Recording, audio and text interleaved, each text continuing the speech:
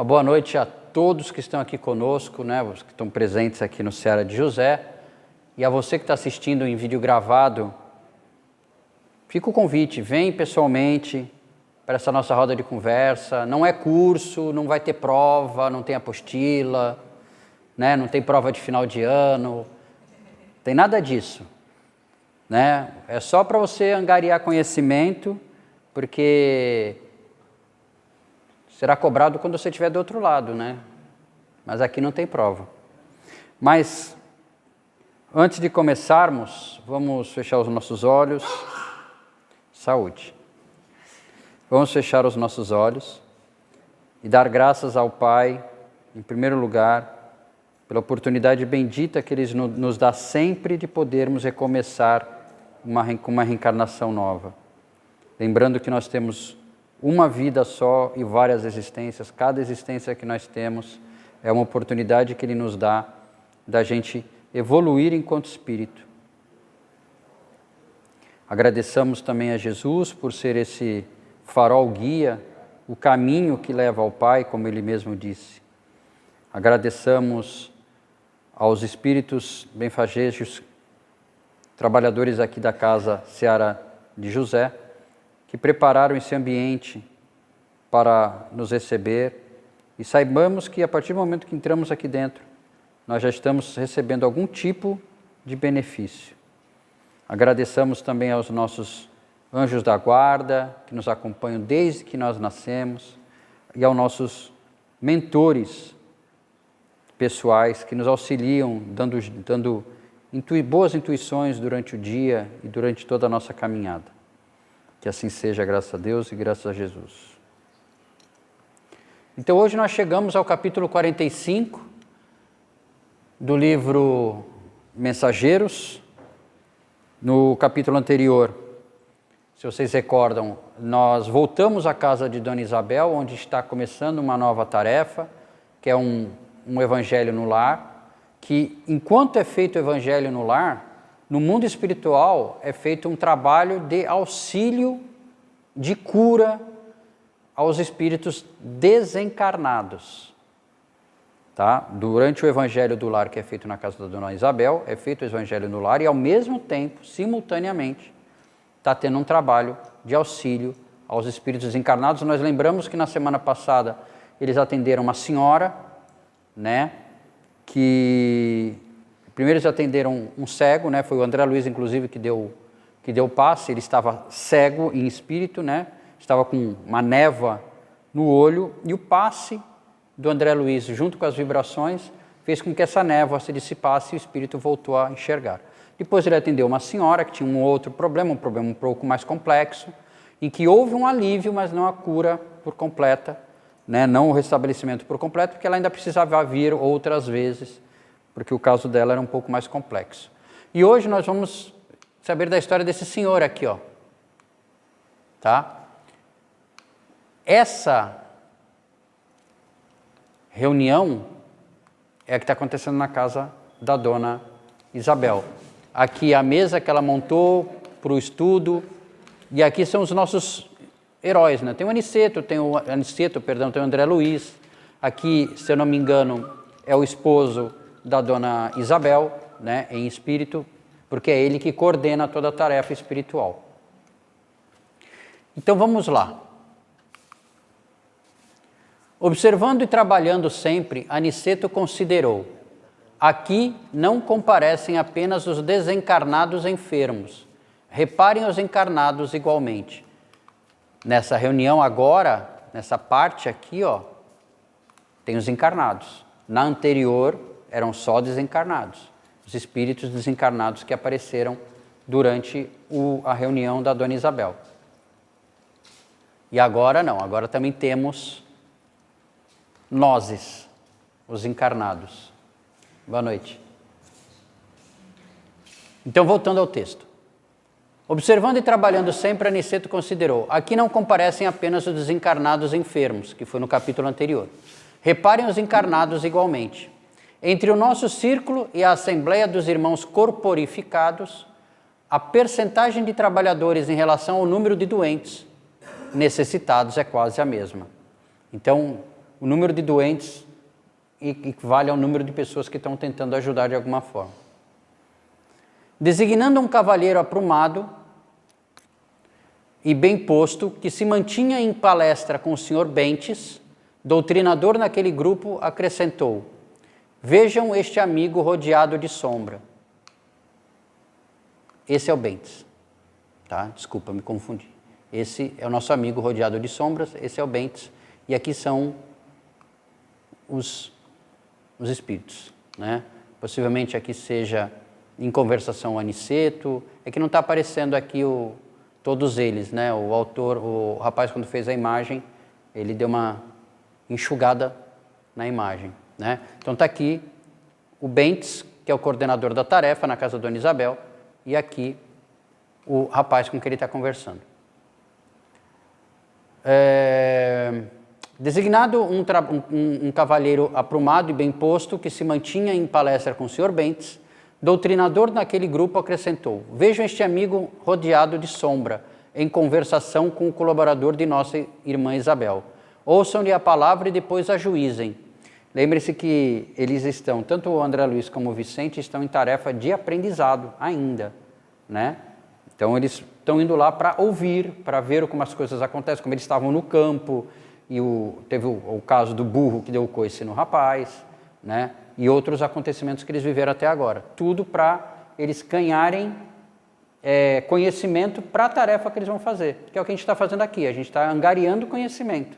Como diz a Suzana, minha esposa, que está ali atrás, a gente está ganhando musculatura, né? Musculatura para poder continuarmos a caminhada. E principalmente quando formos para o outro lado, a gente não cair de paraquedas e falar assim: onde eu estou? Com efeito, o cavaleiro indicado rodeava-se de pequenas nuvens mormente ao longo do cérebro. Fixando nele a atenção, eu ouvia distintamente. Há muito, asseverava com ênfase, o cavalheiro falando, né? Frequento as reuniões espiritistas à procura de alguma coisa que me satisfaça. No entanto, e sorriu irônico, ou a minha infelicidade é maior que a dos outros, ou estamos diante de mistificação mundial. O que ele quis dizer aqui? Que ele ia em várias casas espíritas, ele acompanhava reuniões espíritas. Mas o que ele queria, né?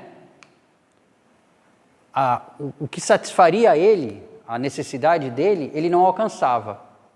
E aí ele coloca, ou porque a infelicidade é maior que a dos outros, ou seja, porque ele seria o pior dos homens na Terra, teria tanto problema que não tinha como resolver de uma vez só, ou a doutrina espírita seria uma mistificação, ou seja, uma enganação. Então vamos continuar com a conversa dele. Atento à respeitosa atitude do orientador encarnado, prosseguia orgulhoso. Já dá para notar aqui que ele tem um probleminha aqui, né? O orgulho. Tenho estudado muitíssimo, não me furtando ao crivo da razão rigorosa. Já devorei extensa literatura relativa à sobrevivência humana e, todavia, nunca obtive uma prova.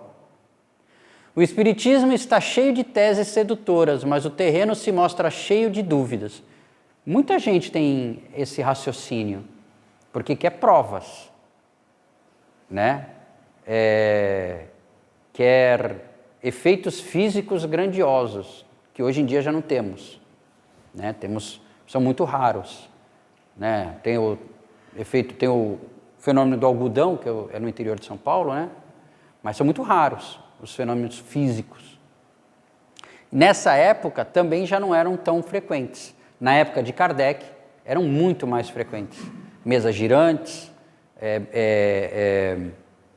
espíritos que apareciam, né, se faziam ver, né, era muito mais frequente. Cirurgias espirituais. Cirurgias espirituais. Hoje em dia, você nem nos anos 70, 80, ainda tínhamos, né, Dr. Fritz lá em Salvador, né, mas hoje já você não ouve mais. Hoje você já não ouve mais. Por quê? Nós já passamos dessa fase da prova. Nós temos que acreditar por acreditar. E o Espiritismo, a doutrina espírita, nos traz provas escritas, documentais, mas nós mesmos, dentro de nós, temos isso. Não é possível, é pensamento meu, tá? Eu sempre tive esse pensamento, não é possível que a gente nasce, vive, morre e acabou. Seria um desperdício. E outra coisa, se a gente for, com todo respeito à religião católica, ou às religiões pentecostais, né, como os evangélicos, em que você tem o céu, o inferno, e aí inventaram o purgatório para ter um meio tempo, um meio termo lá, para a gente não ficar entre um ponto ou outro. Se você pega uma criança recém-nascida, que nasce com um problema de saúde e morre, para onde ela vai? Primeiro, para onde ela vai? Segundo, o que ela fez para merecer ter nascido com esse problema de saúde? Só a reencarnação que explica isso. Então, uma das provas está aí. A prova da reencarnação está aí, né? E quem tem oportunidade, já teve oportunidade de trabalhar, de participar de uma reunião mediúnica, de atendimento, também tem outras provas. Quem já foi tratado numa mesa de, usar o termo cura, né? De fluidoterapia, também, e temos, como eu falei na semana passada, temos um exemplo aqui do Silvio, também é uma prova, né? Claro que não depende só do, já falei, não é o médium, não é só os espíritos, tem que também ter a fé do quem está sendo tratado, né? Porque Jesus curava, mas ele falava, tua fé te curou, né? E ele não saía curando qualquer um, assim, tipo, montava uma barraquinha na praça e venha. Não. A pessoa te pedia, então tinha que ter a força de vontade, o desejo da cura. Aí ele curava, mas a fé da pessoa que curou. E às vezes ele curava sem precisar fazer nada, né? Quem lembra da história da mulher com sangramento?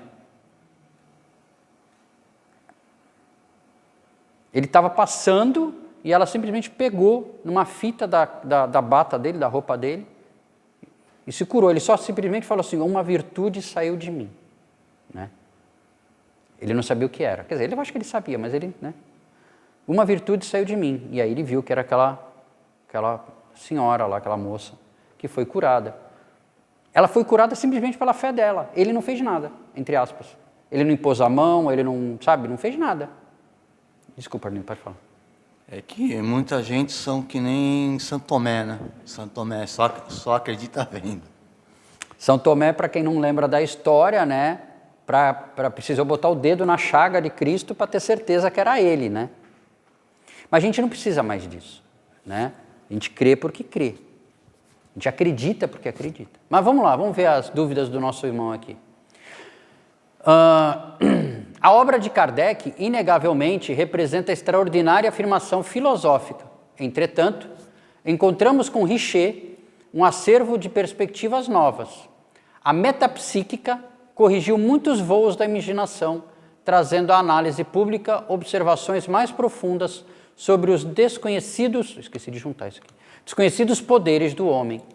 No exame dessas verdades científicas, o mediunismo foi reduzido em suas proporções.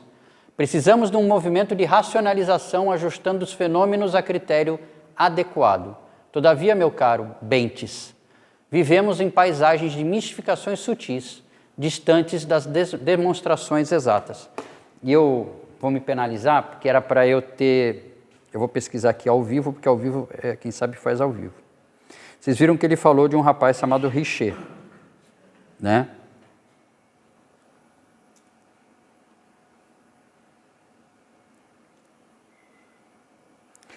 Charles Robert Richer, nasceu em Paris em 26 de agosto de 1850.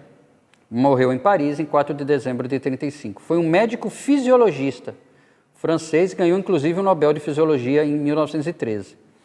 Tá? Ele estudava os efeitos no tratamento de anticorpos e pelas primeiras tentativas de tratar o câncer com soroterapia. Esse Richer também se interessou por fenômenos paranormais, sendo considerado o pai da metapsíquica, pseudociência, precursora da parapsicologia. Então, por isso que ele trouxe Richer à baila. Por quê?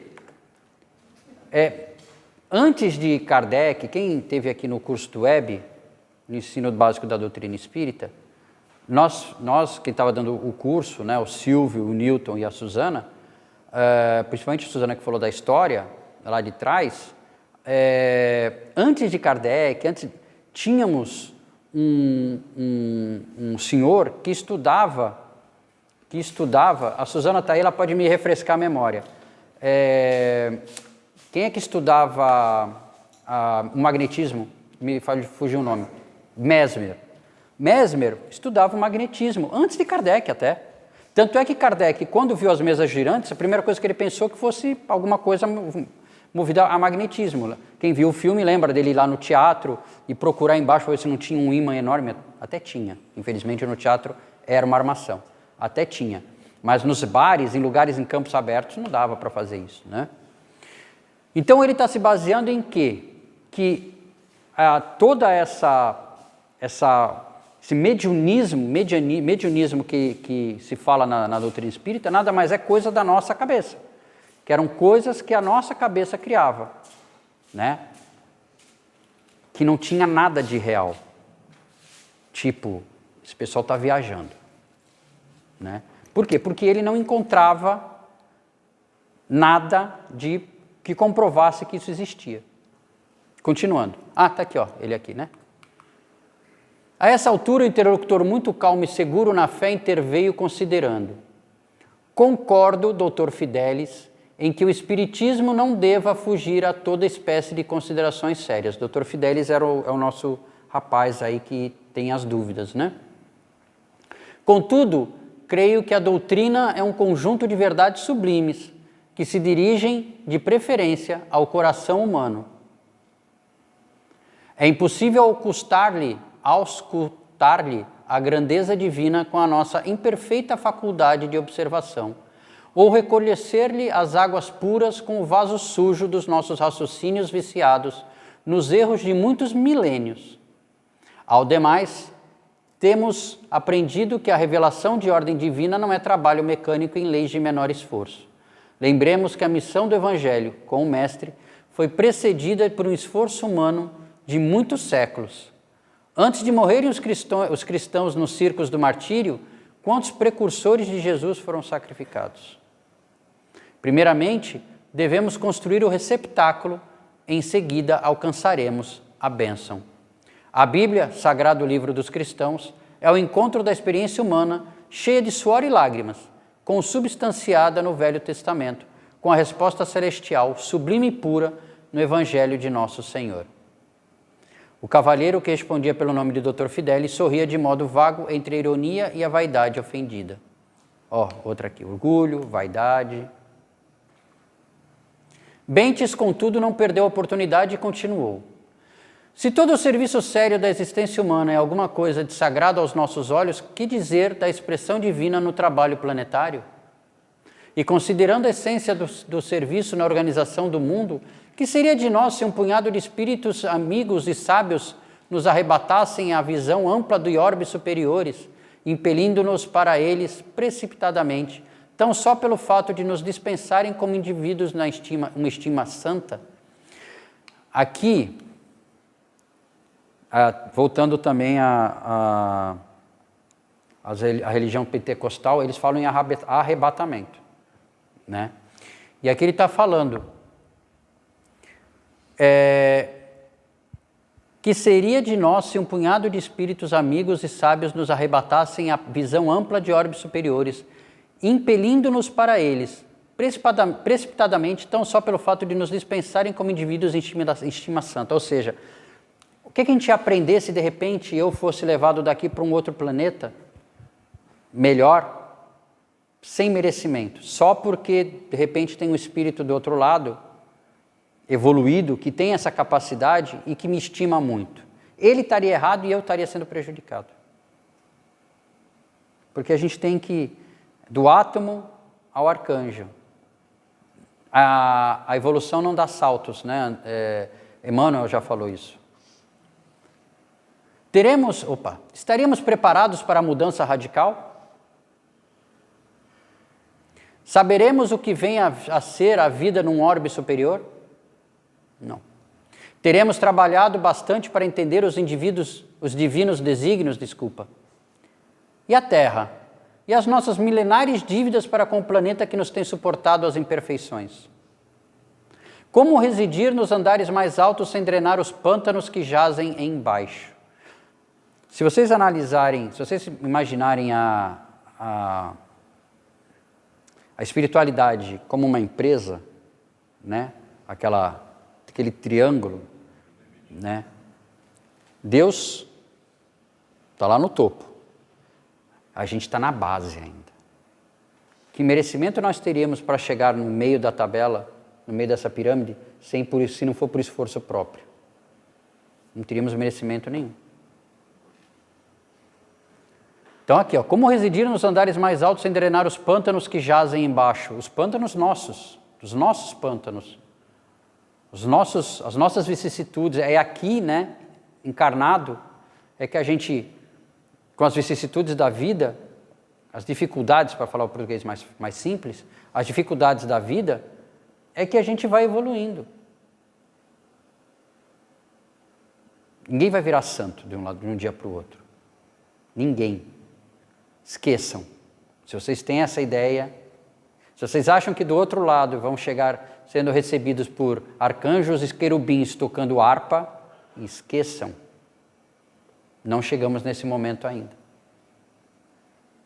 Pelo menos eu. Não sei vocês, eu com certeza. Estas considerações tornam-se imprescindíveis no exame de argumentação como a sua, porquanto não poderemos ajuizar, com precisão, as correntes generosas de um rio caudaloso, observando tão somente as gotas recolhidas no dedal de nossas limitações. Resumindo essa frase, a gente não tem a mínima noção do que é o mundo espiritual, porque a gente tem a pequena noção do que a gente acha que sabe, dentro das nossas possibilidades mentais. Mesmo assim, a gente já não usa nem 10% do nosso cérebro. Quem sabe um dia, quando a gente usar 70% do nosso cérebro, a gente tem uma pequena possibilidade de ter uma visão mais ampla disso daí. Na realidade, nós sabemos que nós já passamos muitas vezes por lá. Foi como o próprio André Luiz, né?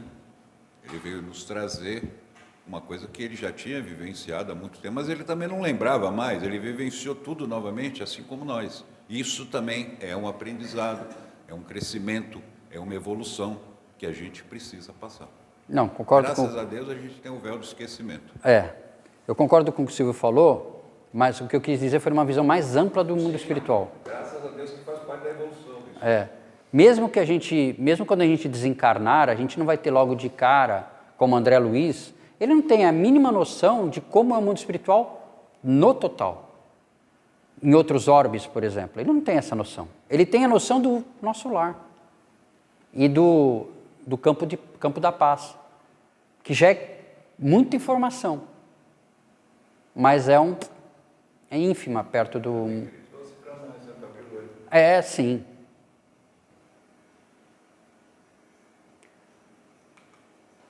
O pesquisador renitente acentuou a expressão irônica do rosto e revidou: você fala como homem de fé, esquecendo que meu esforço se dirige à razão e à ciência. Quero referir-me às ilações inevitáveis da consulta livre, às farsas medidas de todos os tempos. Você está informado de que cientistas inúmeros examinaram as fraudes dos mais célebres aparelhos do medianismo, na Europa e na América. Ora, que esperar de uma doutrina confiada a mistificadores continentais? E tivemos, infelizmente, sim, muitos mistificadores. Os irmãos... Suzy, me ajuda. Os irmãos... deu branco. Tinham 2 irmãos que eram muito poderosos. E eles eram médiuns de efeito físico. Só que eles começaram achavam que a qualquer momento eles teriam a possibilidade dos efeitos que eles faziam. Eles faziam aparelhos tocarem, eles tinham uma caixa fechada, e eles entravam nessa caixa eram amarrados, né? Pessoas viam eles sendo amarrados e de repente os aparelhos começavam, os equipamentos começavam a tocar, né? Inclusive alguns até apareciam do lado de fora e tudo. Muitas das vezes isso acontecia de verdade, mas muitas das vezes eles tinham que fabricar isso. Eles mistificavam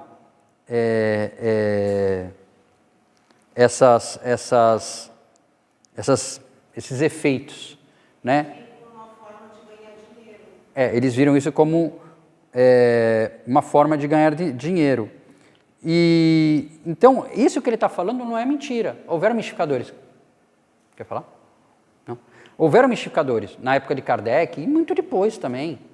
Nós temos mistificadores. Mas cabe a nós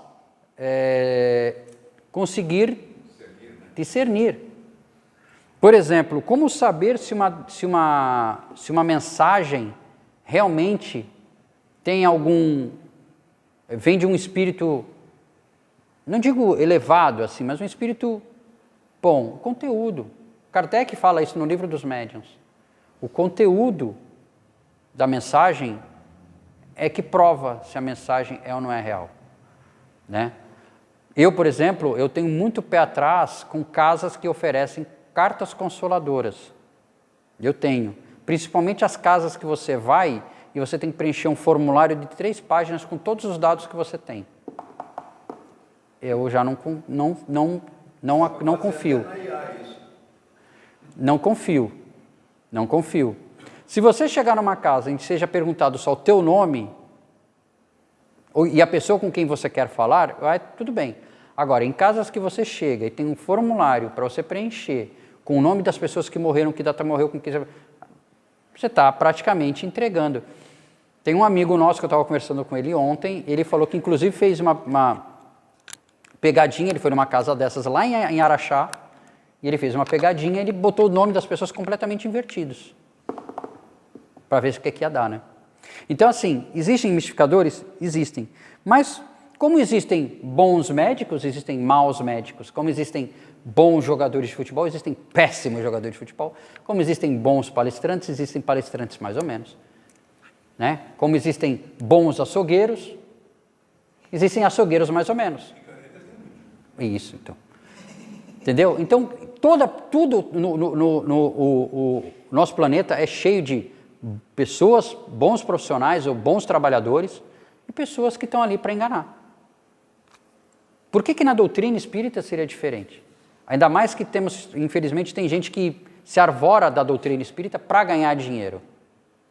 Jesus já falou, dai de graça o que de graça recebeis. Se você quer doar alguma coisa, agradeço. Chico, né, quem viu o filme do Chico recebeu uma psicografia, né, uma mensagem, uma carta consolada, entregou para uma mãe, a mãe toda emocionada cismou e quis dar para ele um relógio, e ele não queria o relógio, por fim ele aceitou o relógio. E no filme, logo em seguida vem uma senhora muito idosa, né, que tinha recebido uma receita, só que ela não sabia que horas tinha que tomar, porque ela não tinha relógio. Aí o Chico pega o relógio e entrega para ela, entendeu? Então, a doação é bem-vinda, mas cobrar por serviços prestados, não. Aí você tem que ficar atento. Bentes respondeu muito sereno e ponderado. Está enganado, meu amigo. Estaríamos laborando em erro grave se colocássemos toda a responsabilidade doutrinária nas organizações mediúnicas. Estaríamos laborando em erro grave se colocássemos toda a responsabilidade doutrinária nas organizações mediúnicas, nas casas espíritas. Haverá um dia, e Kardec já falou isso, que não precisaremos mais de casas espíritas. Porque nós seremos o templo de Deus andando pela terra. A casa espírita é legal, pode até continuar a ter para a gente se reunir, para ouvir uma palestra, para talvez um grupo de estudos, mas para buscar conhecimento, para buscar solução para os seus problemas, haverá um dia, eu não sei quando, daqui a sei lá quantos milênios ou anos, dependendo da nossa evolução, que talvez a gente não precise mais de casas espíritas. Kardec já falou isso. Porque como é que a gente faz para a gente se salvar? Kardec falou. Um de cada vez. Fora da caridade não há salvação. Uma vez eu falei eu não era nem espírita ainda, mas eu falei para minha filha pequena, tinha, sei lá, 10 anos. E a minha filha, na época eu frequentava a religião católica, eu falava para a Gabriela, minha filha, senhora, por que você não tem que levar, vai na missa de vez em quando, sabe? Você tem que ter alguma atividade espiritual, por que você não vai na igreja, não sei o quê? Tinha 10 anos. Ela olhou para mim e disse, pai, eu não preciso de um prédio para encontrar Jesus. Me calei. Você não precisa de uma casa espírita para encontrar Jesus. Mas não deixem de vir nas palestras às segundas-feiras no Centro Espírita, no Lar Espiritual Serra de José, por favor. A gente ainda precisa. Até no nosso lar tem grupo de estudo e tem... Isso, em nosso lar tem grupo de estudo, tem tudo, a gente ainda precisa. Mas haverá um dia que talvez a gente não tenha essa necessidade tão preemente.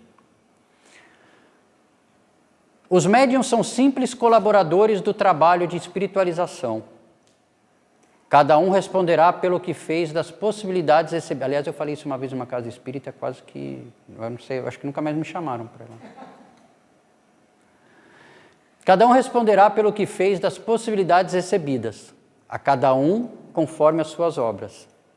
Né? Então, você dá aquilo que você tem. Você não vai conseguir dar, você não precisa dar aquilo que você não tem. Né? Cada um responderá pelo que faz das possibilidades recebidas, como também nós seremos compelidos a contas necessárias algum dia.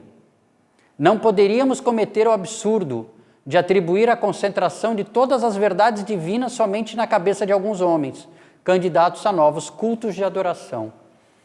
Isso é muito importante, porque às vezes a gente vê, eu comentei já na semana passada, não sei se vocês lembram, eu já comentei isso na semana passada, que muita gente cultua palestrante.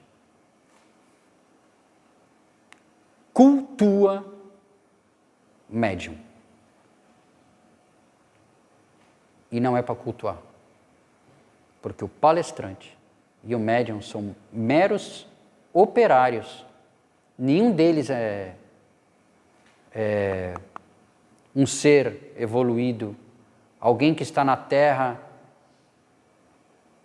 porque pediu para iluminar-nos com o seu conhecimento. Não, isso é só Jesus. O resto é tudo igual. Nós somos todos iguais aqui. Eu só tenho a cara de pau de estar aqui na frente e falar com vocês. Né? E ler, estudar, buscar conhecimento, para poder, claro, passar para vocês alguma coisa. Alguma coisa, porque nem eu sei tudo. Nem eu, ó como fui. Eu não sei tudo. Né? Então, pouco que eu sei, a minha pouca possibilidade recebida é o que eu passo para vocês. Né? A doutrina, Dr. Fidelis, é uma fonte sublime e pura, inacessível aos pruridos individualistas de qualquer de nós. Fonte na qual cada companheiro deve beber a água da renovação própria. Legal isso também. Porque a partir do momento que a gente conhece a doutrina, que a gente começa a ler, estudar, e eu volto, né? Paulo e Estevão é um livro que eu nunca tinha lido, e como isso está mexendo comigo. Como eu sou muito Saulo ainda. E toda a instrução que a gente recebe não é para a gente aprender, escutar o que a gente fala, o que eu falo, né, porque eu sou o primeiro a ouvir, e o que a gente conversa aqui, e chegar da porta para fora e tipo, legal, o que está dando na TV? Não, é para a gente guardar isso e, quem sabe, antes de dormir, pensar em alguma coisa, né, alguma coisa que eu falei, ou alguma coisa que você pensou, mediante aquilo que a gente lê aqui, que tenha feito algum tipo de sentido para a sua própria evolução, né? Porque aqui nós somos todos irmãos, estamos na mesma caminhada, uns num degrau mais acima, outros num degrau mais abaixo, mas está todo mundo muito próximo. Ninguém aqui está no topo da escada ainda, né? Então a gente sempre precisa adquirir conhecimento. Mas só conhecimento e racionalizar o conhecimento não resolve, que é o que o Dr. Fidelis faz. Ele tem o conhecimento, mas ele só racionaliza. Quanto às fraudes mediúnicas a que se refere, é forçoso reconhecer que a pretensa infabilidade científica tem procurado converter os mais nobres colaboradores dos encarnados em grandes nervosos ou em simples cobaias de laboratório. Os pesquisadores atualmente batizados como metapsiquistas, são estranhos lavradores que enxameiam no campo de serviço sem nada produzirem de fundamentalmente útil.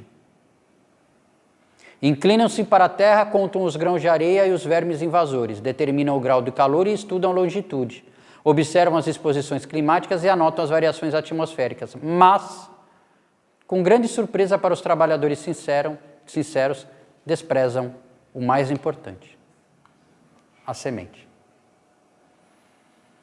Se preocupam com o redor e às vezes esquecem do mais importante, que é a semente. E qual é essa semente? O interlocutor deixou de sorrir e observou. Vamos ver, espero ainda amigos dos meus com os sinais inaudíveis da sobrevivência pós-mártir, que ele queria que algum amigo dele que já tivesse desencarnado viesse falar com ele. Aniceto nos tocou de leve e falou, como este homem traz a mente enfermiça, por isso as nuvens. É um dos curiosos doentes encarnados, tem vasta cultura e todavia, como traz sentimento envenenado, tudo quanto lhe cai no raciocínio participa da geral intoxicação. É pesquisador de superfície, como ocorre a muita gente. Tudo espera dos outros, examina seu semelhante, mas não ausculta a si mesmo. Vocês lembram daquela frase, né? Orai e vigiai, né? O que ele faz? Vigia. Os outros. E nem ora por si. Se ele ainda pelo menos orasse por si. Né? E quando o contrário, né? A gente tem que orar pelos outros e nos vigiar. Ele só estava focado em encontrar falhas, né? Ele estava com a mente enfermiça, ele estava querendo encontrar falhas na doutrina. E vai encontrar. Porque a doutrina, entre aspas, né? A doutrina é feita de homens.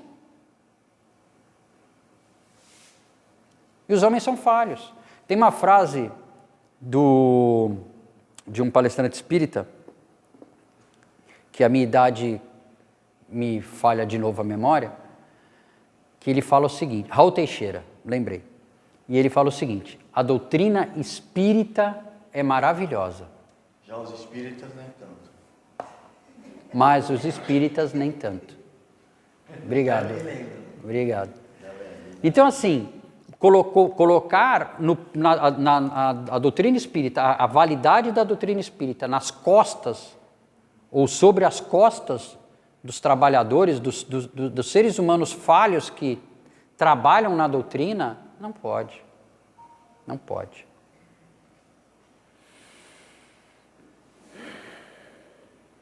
Quer a realização divina sem o esforço humano, reclama a graça formulando a exigência. Quer o trigo da verdade sem participar da semeadura. Espera a tranquilidade pela fé sem dar-se ao trabalho das obras. Estima a ciência sem consultar a consciência.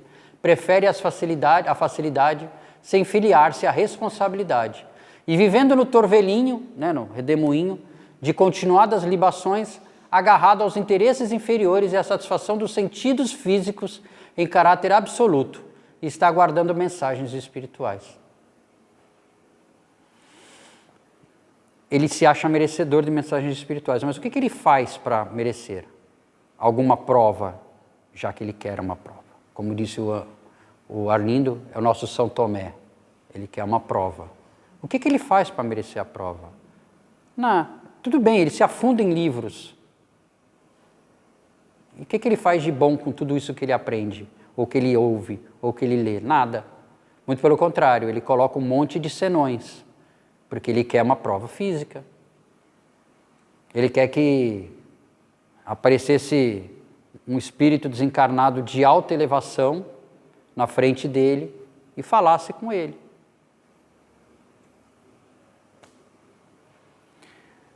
Não é bem assim que a coisa funciona, porque a gente acredita porque acredita. Eu acredito na doutrina espírita e nos espíritos simplesmente porque eu acredito. Eu não preciso de prova. Eu nunca tive nenhuma prova. Minto. Eu nunca tive nenhuma prova pessoal, né? Mas eu trabalhei em casa espírita, eu trabalho trabalhei em casa espírita em reunião mediúnica e eu escrevi coisas que não eram da minha cabeça, que de repente apareceram. Então, assim, eu não preciso de provas. As provas vêm quando você merece, ou quando você trabalha por elas, ou que não venha prova nenhuma. Eu acreditaria do mesmo jeito, porque não tem lógica. É uma questão de lógica não existir um mundo espiritual. Fala, Silvio. Eu acho que o trabalho e o estudo, ele é autoeducativo. Quando você trabalha numa sessão mediúnica, ou você dá uma palestra, ou você mesmo que está fornecendo a leitura do livro, isso tudo é aprendizado, principalmente para quem está à frente do trabalho. Porque é o primeiro a ouvir, né? É o primeiro a ouvir, é o primeiro a articular as ideias para poder transmitir para todos. Então, eu acho que o aprendizado e a prova está aí, certo? Quanto mais você estuda, quanto mais você se disponibiliza a fazer esse trabalho, mais prova você está tendo da espiritualidade, na minha opinião. Obrigado. Estávamos admirados ante as conclusões interessantes do instrutor amigo. Vicente, que se mantinha sob forte impressão, perguntou: afinal de contas, o que deseja este homem? Aniceto sorriu e respondeu: também ele teria imensas dificuldades para responder. Para nós outros, Vicente, o Dr. Fidelis é um desses enfermos que ainda não se dispuseram a procurar o alívio pelo demasiado apego à sensação. Ele quer tocar, ele quer sentir. Ele não quer simplesmente acreditar por acreditar. Ele quer sentir. Questão de interpretação do capítulo 45. Segundo a análise de Aniceto, por que o Dr. Fidelis é considerado um homem de mente enferma? Opção A. Porque lhe faltavam conhecimentos científicos e filosóficos sobre o espiritismo, o que impedia de compreender a doutrina. B. Porque recusava qualquer estudo sobre a sobrevivência da alma, preferindo aceitar apenas nas crenças religiosas tradicionais. C. Porque, apesar de possuir vasta cultura, mantinha o sentimento envenenado, esperava provas e benefícios sem transformação íntima, examinava os outros, mas não a si mesmo, desejando a realização divina sem esforço pessoal. E a D. Porque era vítima exclusiva de influência de espíritos obsessores que o impediam completamente de compreender os ensinamentos recebidos. A D até poderia ser também. Daria uma encaixadinha, porque ele, possivelmente, essas nuvens espermissas na cabeça dele, ele deve receber algum tipo de influência de algum espírito que quer realmente que ele crie esse caos, né, na cabeça dele, para que ele não vá, para que ele não siga a doutrina espírita. Mas a resposta certa, 100% correta, é a C, porque apesar de possuir vasta cultura, mantinha o sentimento envenenado. Esperava provas e benefícios sem transformação íntima, examinava os outros, mas não a si mesmo, desejando a realização divina sem esforço pessoal. Qual é a frase também bem falada, muito palestrante fala, né? E você, quando vai numa casa espírita, a primeira coisa que você ouve em alguma palestra, ou sempre você vai ouvir uma palestra, como é que você faz para evoluir? Como é que começa? Qual é o ponto de partida? Reforma íntima. que é isso aqui, ó. Desejando a realização divina sem esforço pessoal. Você tem que ter esforço. Você tem que fazer a sua parte. Né? Deus ajuda quem cedo madruga. E não é Deus ajuda o seu madruga, tá? Como muita gente fala. Deus ajuda quem cedo madruga. A ideia central do capítulo. O texto afirma que o Dr. Fidelis possuía vasta cultura, porém trazia sentimento envenenado, esperava a realização divina sem o esforço humano, estima a ciência sem consultar a consciência, tudo espera dos outros e não ausculta a si mesmo. Estima a ciência sem consultar a consciência significa o quê? Que tudo o que você recebe de informação, você tem que, peraí, deixa eu entender isso melhor. Deixa eu procurar uma outra fonte e não aceitar tudo como infelizmente a gente faz hoje em dia com a internet, aceitar tudo de mão beijada e achar que tudo que está lá é verdade. Né? A verdadeira compreensão espiritual não depende apenas da inteligência ou do conhecimento, mas da renovação íntima, o orgulho e a exigência de provas sem esforço pessoal e a falta de transformação moral. E a falta de transformação moral adoecem a mente e impede o progresso espiritual.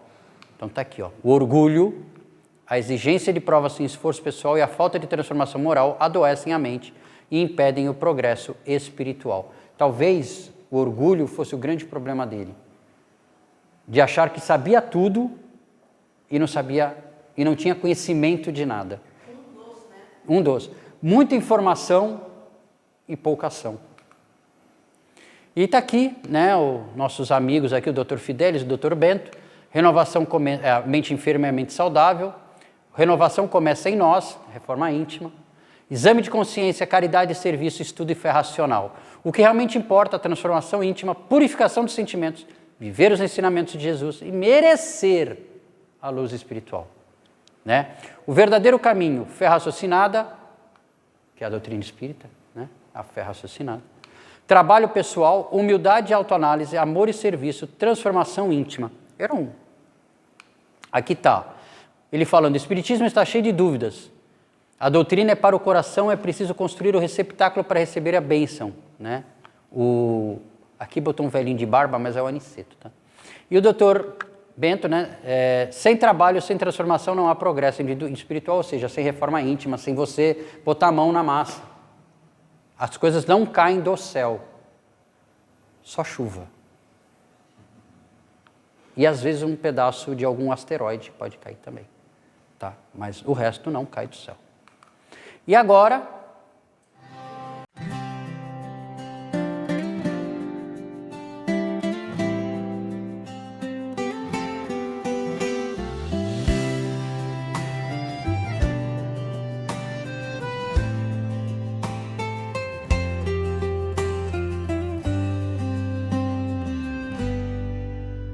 Rodeado de sombras que a mente teceu, o homem elegante perante o orvalho se perdeu. Procura a resposta, exige o sinal, mas mede o oceano com um curto dedal.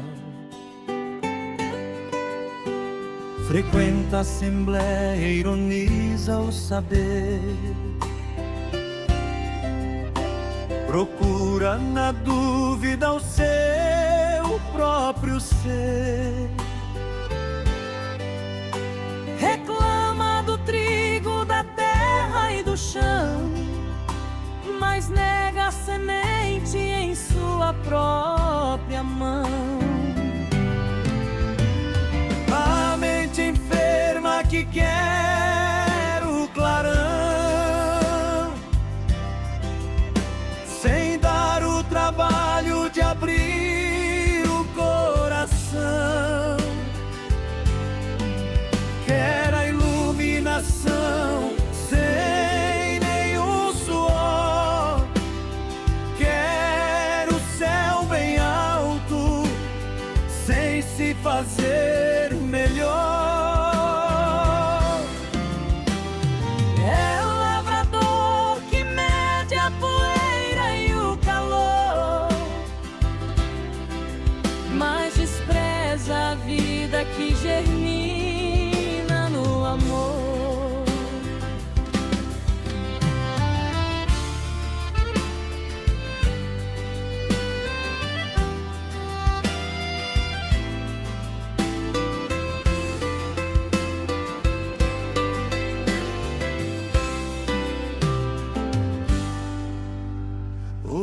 mas está sujo, viciado em ilusão,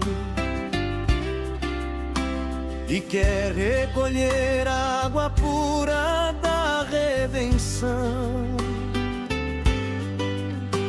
Não há privilégios nas leis do Senhor, a prova sagrada se constrói no lavor. Como habitar os andares de luz, se o pântano embaixo ainda te reduz? A ciência que analisa, que mede, que julga, se esquece da alma que a dor purifica. Quer a graça sem dar, se quer o fruto sem plantar. Quer a paz na fé, mas não quer trabalhar. Afastado dos deveres, preso ao sensorial,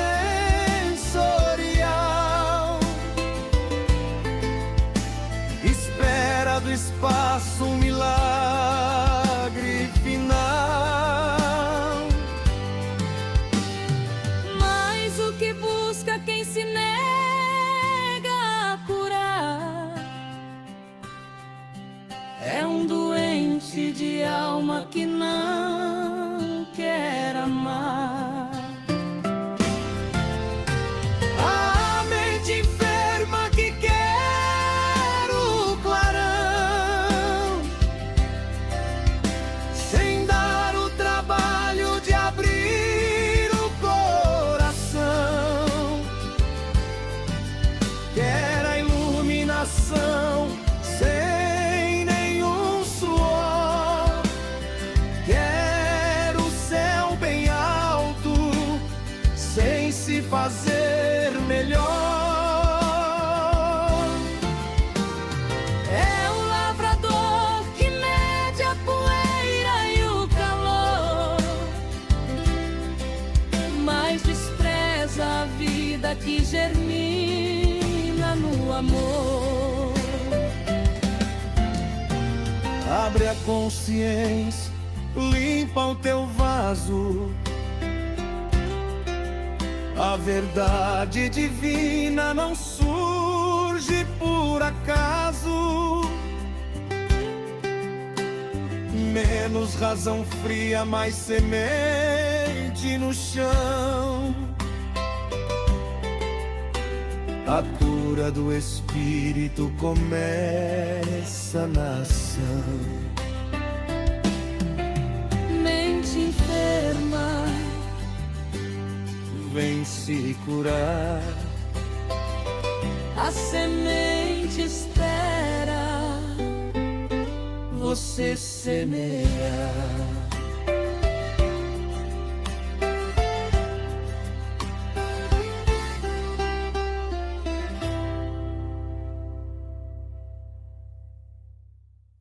Mas tá bom, tá bom. Capítulo 46, aprendendo sempre.